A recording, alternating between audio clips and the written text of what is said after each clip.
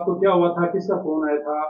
आप बताइए कि कहाँ गए थे? किनको छोड़ गया था आपको? क्या थोड़ा बहुत भी आवाज़ नहीं था कि इतने बड़े अपराधी? परसों रात को मैं हॉस्पिटल गया हुआ था, तो मेरे पास कॉल आया। मेरे साथ ही रहता है एक लड़का, जिसको भी ऐसे इस घटना का कुछ भी नहीं पता था। वो अपनी शॉप से आ रखा था पेट्रोल पंप की तरफ, तो उसका कॉल आया था कि दो सवारी छोड़नी है सुजानगढ़। तो मैं बोला ठीक है, छोड़ दूंगा। फिर मैं घर पे आके वाइफ को ड्रॉप करके हम हॉस्पिटल गए हुए थे। ड्रॉप करके फिर वापस गया था, तो वहां से वो पीछे वाली सीट पे बैठ गए थे दोनों। और जिसका कॉल आया था और एक लड़का और साथ में था जो मेरे साथ ही रहता है, वो एक लड़का पीछे बैठ गया और आगे की तरफ एक लड़का बैठ गया। उनको मैं बोला आप दोनों चल लो, नाइट का टाइम है, दो लड़कों को छोड़ना है, आपने फोन किया तो साथ में सेफ्टी रहेगी, नाइट का टाइम है। तो हम चले गए।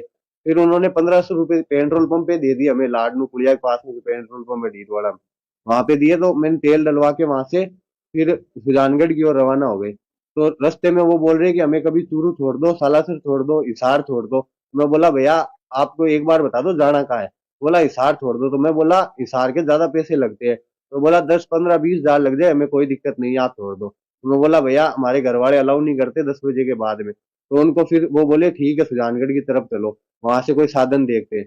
मैं बोला भैया आप ट्रेन में चले जाओ। तो बोला हम ट्रेन में नहीं जाएंगे, हम आराम से जाएंगे बस में या टैक्सी में। तो फिर उनको एक बस दिख गई सुजानगढ़ बस स्टैंड पे, दिल्ली नोखा लिखा हुआ था उसपे। तो वहीं उन्होंने गाड़ी रुकवा ली और उसी बस की तरफ वहां कंडक्टर से बात करने लग गई कि हमें हिसार जाना है। तो उनको वो बोला कि हिसार तो नहीं जाएंगे, तो फिर वो धारवाड़ा की ऐसी कुछ बात करने लग गई।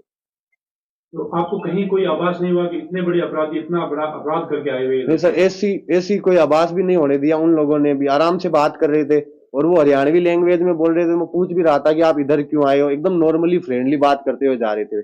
फिर थोड़ी देर बात किए, फिर वो चुपचाप बैठ गए। तो फिर हम भी नॉर्मल होके फिर गाड़ी चलाने लग गए।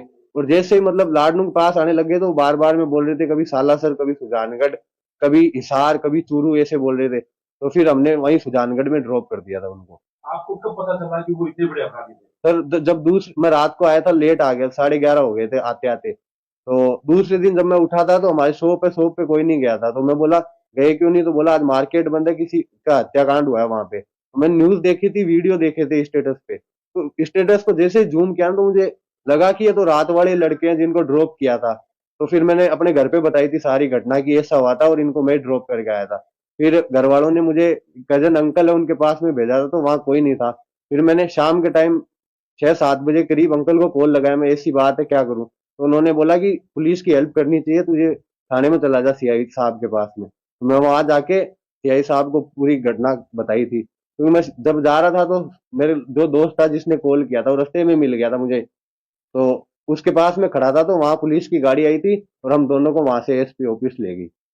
आपको तो वापिस भेज दिया। तो आपका एक दोस्त है जो जिसे पुलिस हिरासत में अभी भी रखा हुआ है, उससे आपकी बात क्या हुई थी? नहीं सर, वो मेरा दोस्त नहीं है। जिन्होंने मुझे कॉल किया था मेरा दोस्त, वो उनका दोस्त है। तो मैं, जिन्होंने मुझे कॉल किया उनके थ्रू में गाड़ी लेके गया था। और जो पुलिस की हिरासत में है उसको तो, उससे मेरी कोई जान पहचान नहीं है। जो मुझे कॉल किया था उससे है मेरी। तो जिसके पास कॉल आया था वो लड़का भी आपके साथ उनको छोड़ने के लिए आपके हाँ साथ जी, गया? वो भी मेरे साथ गया था वहां पे। तो एक लड़का आप में से उनके साथ बैठा था, पीछे बैठा था। हाँ जी।